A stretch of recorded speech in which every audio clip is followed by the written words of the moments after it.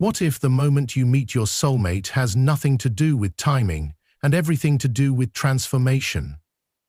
What if God doesn't bring them into your life when your calendar says you're ready, but when your ego quietly crumbles and your soul finally whispers, "Now"?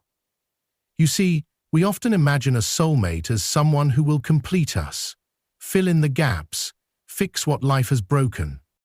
But Carl Jung saw something far more powerful. He believed that your soulmate is not your missing half. They are the mirror of your unconscious, the sacred reflection of everything you've hidden, denied, or forgotten within yourself. They don't just arrive to love you, they arrive to reveal you. And that is why their arrival is never random. Their presence comes at a spiritual threshold. Often when you are unraveling, letting go of old patterns, shedding layers of performance, beginning to return to who you truly are beneath the conditioning. That's when they appear. Sometimes gentle, sometimes disruptive, but always significant. Have you ever met someone who felt strangely familiar, even if you couldn't explain why? Someone who stirred something deep within you, not just attraction but recognition. That is no accident. Jung called it synchronicity, a divine orchestration beyond logic, a moment when your inner world collides with external reality in a way that seems too meaningful to be coincidence. These are not random encounters, they are soul alignments. And yet we often miss them. We get so busy chasing timing, planning our lives, guarding our hearts, that we forget God doesn't follow our schedule. He waits until we are cracked open enough to receive truth. And the truth is, your soulmate often arrives not to comfort you, but to awaken you. They are not sent to fix your loneliness. They come to meet you in your wholeness. And if you haven't yet met them, maybe it's not because they are late, maybe it's because you are still being prepared. So what does it actually look like when God introduces you to your soulmate? What are the signs that this meeting is divinely timed, even if it doesn't feel like it at the moment? Let's explore the 3 soul-shifting ways Jung reveals how this sacred meeting unfolds. There is a moment in your life when something shifts, not outside but deep within. It is quiet, almost imperceptible, like the turning of a tide you didn't know was pulling you. You may not be able to name it, but suddenly patterns break. Familiar paths feel foreign, and then, without explanation, someone enters. Not just anyone, but someone whose presence feels almost otherworldly. A chance meeting, a missed turn, an unexpected conversation. At first glance it seems random, but deep down your soul whispers otherwise. This is synchronicity, and Carl Jung believed it was not coincidence, but the language of the divine. Synchronicity, as Jung described it, is a mysterious harmony between your inner state and an external event. It is the universe revealing itself not through logic, but through meaning. It is a cosmic wink from God when your psyche aligns with a deeper truth. Most people dismiss it. A strange dream, a recurring number, an uncanny encounter. But Jung taught that those with eyes to see will recognize it for what it is. A signal that your soul is waking up. A message that something sacred is unfolding. Now imagine this. You are in the midst of a personal storm. Perhaps you have just lost something important, someone, a job, a version of yourself. You feel disoriented, vulnerable, raw. This is what Jung called the threshold of transformation. The ego, no longer in control, begins to crack. And in that very rupture, synchronicity intensifies. Why? Because your defenses are down. The unconscious rises. The soul becomes more visible. And when the soul becomes visible, so do those meant to meet it. This is when God moves. Not on your timeline, not when you think you are ready, but when you are stripped of illusion, when the need to control fades, when your prayers become whispers of surrender. That is when the universe begins to rearrange itself. Plans fall through, invitations arrive unexpectedly, flights are missed, then rerouted. You go left when you mean to go right, and suddenly there they are. A face in a crowd, a voice you cannot unhear, a presence that feels like home before a single word is spoken. Do not mistake this for fantasy. Jung was not a mystic without grounding. He believed the psyche is a bridge between the spiritual and material world, and through synchronicity, God speaks. You will know it is Him, not because it is loud, but because it is precise. You meet someone who feels oddly familiar. The timing feels too perfect to be planned. You find yourself saying, "Had I left 5 minutes earlier, we never would have crossed paths." That is the moment to pause, to feel, to listen. It is not always romantic at first. Sometimes it is just recognition, a knowing, a magnetic pull, a sense that something old has returned in a new form. Jung believed these moments were doorways to individuation. A soulmate, in his view, is not sent to complete you, but to awaken you. And that awakening begins with a synchronistic encounter, one that seems small, but alters the entire trajectory of your life. So if your life has been filled with strange timings lately, if the same symbols or numbers keep appearing, if you've crossed paths with someone whose presence stirs something ancient and new inside you, stop trying to make sense of it. Meaning cannot always be calculated. Some truths must be felt. Because the soul knows what the mind cannot explain. God does not rush. He waits for resonance. He moves when your inner world is finally aligned with what He has always intended for you. And when that alignment occurs, you will not have to chase. You will not have to question. You will simply feel it in your bones. This was no accident. This was the divine, disguised as coincidence, guiding you home. And this is just the beginning. Because the person who enters through synchronicity is not just here to soothe you. Sometimes they come to shatter what is false, to reveal what is hidden, to initiate the deeper healing you did not know you were ready for. But that is the mystery of the soul's timing. It brings exactly what you need, not always what you want. Now, let's explore what happens when this person doesn't feel like peace at first, but like fire. When they trigger you before they heal you. This is the second way God introduces you to your soulmate, and it may be the one your ego resists the most. Sometimes, the person sent to heal you does not enter gently. They arrive not as a warm blanket of safety, but as a mirror you are not ready to face. They do not soothe you with soft words or placate your ego. Instead, they pull something raw from within you, something ancient, something unresolved. And at first it feels like pain. But Jung would ask, what if that pain is sacred? A soulmate is not simply a partner in joy. They are a partner in transformation. They reflect not just the love you are capable of receiving, but also the wounds you have yet to integrate. The deeper the connection, the more it draws out the forgotten. They denied. The fracture. This is not punishment. This is an invitation. Your soulmate may first arrive, not to calm your waters, but to stir them. Not to fit into your old life, but to dismantle the parts of you that were never truly you. Jung called this phenomenon the activation of the shadow. The shadow is everything about yourself you have disowned, your fears, your insecurities, your anger, your unmet needs. When your soulmate appears, they do not create these things, they illuminate them.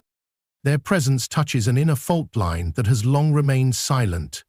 And when that line trembles, you feel it as irritation, as resistance, as fear. But beneath that discomfort is a doorway. And if you have the courage to walk through it, what you will find is not just a partner, but a part of yourself. Think about this. Have you ever met someone who made you feel deeply seen, yet uncomfortably exposed? Someone who, with a single look or word, touched a place inside you that you didn't even know was hurting. You might have thought it was incompatible, but Jung would tell you to pause. That reaction might not be a red flag.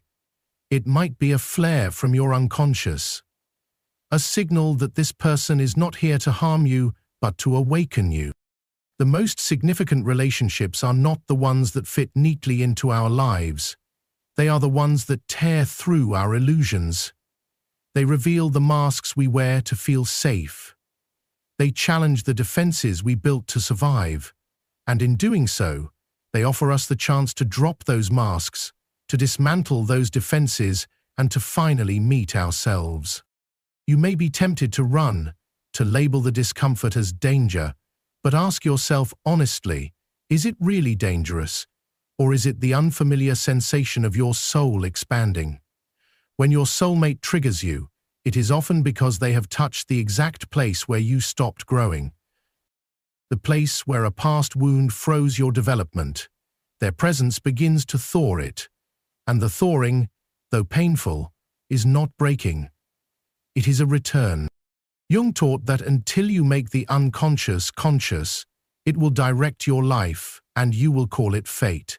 What he meant is this: if you do not face what is hidden within you, life will place people in your path to activate it, over and over. Not to punish you, but to free you. And sometimes, the one who activates it most fiercely is the one meant to walk beside you. They do not complete you, they reveal what you abandoned. The child within you who still longs for validation. The adult who fears being truly known. The voice you silence to keep the peace. Your soulmate sees all of this, not because they are perfect, but because their soul speaks a language your soul remembers. And that language does not flatter, it demands truth. So if someone has entered your life and disrupted the comfort of your routine, do not dismiss them too quickly. Sit with what they stir. Ask yourself, why does this reaction feel so strong? What in me is being mirrored here? What part of me is asking to be reclaimed? Because when the shadow is activated and met with awareness, the relationship becomes alchemical. You begin to transform not just how you relate to others, but how you relate to yourself. Your inner world begins to shift. You stop running from the mirror. You begin, slowly, to embrace what you see. And this is where healing begins. Not in perfection, not in harmony, but in the raw, unfiltered confrontation with who you are and who you are becoming. In the next section, we will explore what happens after this shadow work begins, when the storms start to calm, and what remains is a resonance that feels less like fire and more like coming home. That is when you will know. Not because they fix you, but because they reflect you that no longer needs fixing. There comes a moment when all the inner storms settle, not because the world has changed, but because you have. After the shadow has been stirred, after the ego has cracked and the old defenses have crumbled, something quiet begins to emerge. A stillness. A knowing, a presence that does not demand or chase. It simply recognizes, and then, almost effortlessly, you meet someone. Not with fireworks, not with a grand performance, but with a quiet familiarity that catches your breath. This is soul resonance, the sacred recognition that whispers, "I have met you before," even if not in this lifetime. At first glance, it might seem ordinary. A conversation that flows too easily, a silence that feels safe, a gaze that disarms rather than performs, and yet beneath the surface, something is stirring. You do not feel invaded, you feel remembered. As if this person carries a key to a door you didn't even know was locked. Carl Jung called this the projection of the anima and animus. He wrote, "The meeting of two personalities is like the contact of two chemical substances. If there is any reaction, both are transformed. In this resonance, you are not completing each other, you are awakening each other." The resonance is not rooted in fantasy or longing. It is not a desperate hunger for validation or a craving to escape your loneliness. It is a peaceful recognition that rises when you have finally come home to yourself. It does not shout. It hums quietly beneath your skin. It is not loud. It is undeniable. The connection is not born out of need, but out of alignment. You are not searching for someone to save you. You are standing in your wholeness, and suddenly someone sees you there. The recognition is not in the face, but in the silence between words. It feels ancient, as if your soul remembers what your mind cannot explain. You do not need to impress. You do not need to shrink or inflate. You can simply be. And in their presence, being feels like enough. You are no longer performing a role or hiding behind a mask. You are met exactly where you are, and still you are loved. This is the profound mystery of soul resonance. It is not dictated by logic or expectation. It does not follow a schedule or a plan. It arrives when the psyche has cleared enough space for truth. When you have emptied yourself of illusions, there is room for something real to enter. And when it does, it feels like light pouring into a room that has been dark for far too long. But do not confuse this with perfection. A soulmate will still challenge you. They will still see your edges, but their gaze does not wound. It reflects, and in that reflection you recognize parts of yourself you had forgotten. Your softness, your strength, your longing, your laughter. They do not complete you because you are already whole, but their presence reveals the depth of that wholeness in ways you had not yet dared to believe. The connection unfolds not in grand gestures but in small moments, a shared silence, a wordless glance, the way they remember things you never told them out loud, the way your nervous system relaxes in their presence. You feel seen without being examined, held without being caged, loved without being demanded to change. And that is where the deepest transformation happens, not in the fire of drama, but in the warmth of authenticity. So if you have ever felt a pull towards someone that defied explanation, if your heart stilled instead of racing, if your body softened instead of bracing, you may have touched the sacred thread of resonance. And if you are still waiting for that moment, trust this: it cannot be forced, it cannot be summoned. It arrives not when you seek, but when you surrender. Not when you are perfect, but when you are real. God does not bring your soulmate to reward your effort. He brings them to mirror your essence, not to fix your loneliness, but to walk with you in your solitude, not to erase your past, but to meet you in your presence, and you will know it not through fireworks, but through peace. The peace that tells you, you are no longer searching, you are now found. In the final part, we will explore what it means to truly align with this kind of love, because real love is not something you chase. It is something you recognize when you stop running from yourself. And when you stop abandoning your soul, love no longer needs to arrive dramatically. It simply returns home. There is a sacred paradox that lies at the heart of every true love story. The more you chase it, the further it slips away.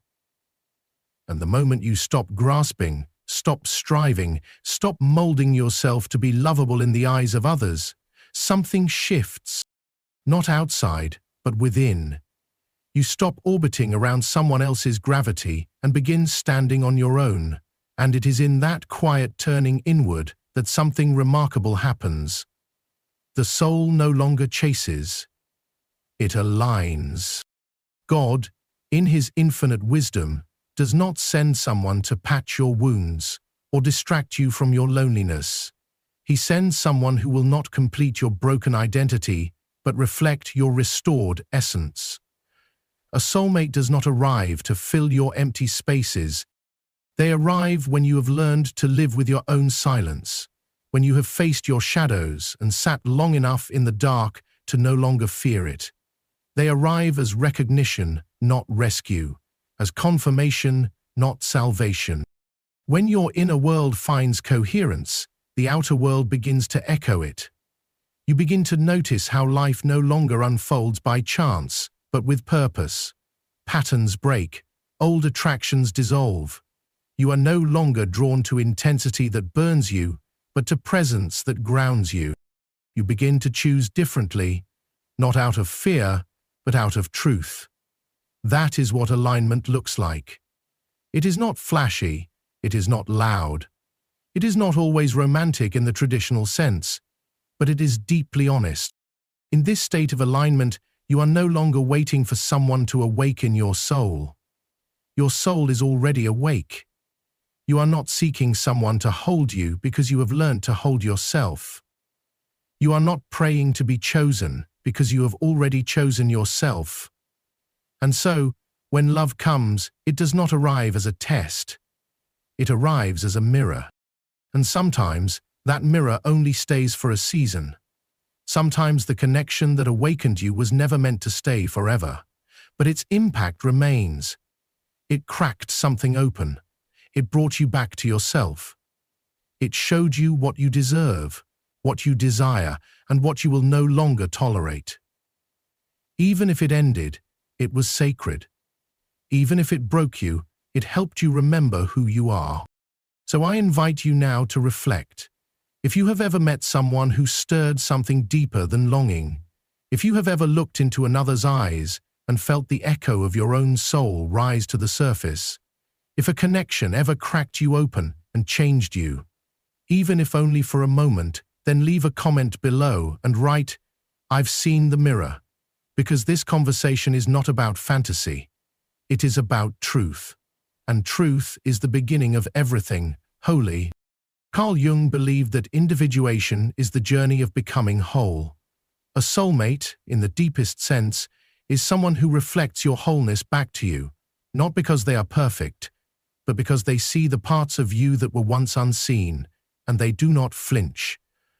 They see you not as a role, a mask, or a performance, but as a soul returning to its own sacred center. So remember this: you do not find your soulmate in the crowd, in the chase, in the search.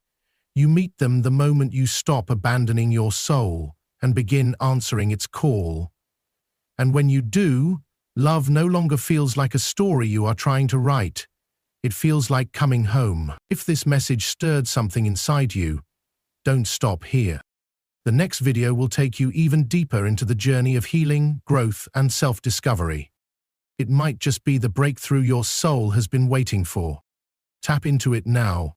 Hit subscribe, turn on notifications, and join a community committed to truth, transformation, and real inner change. You're not alone on this path. I'll meet you in the next video, where we continue becoming who we were always meant to be.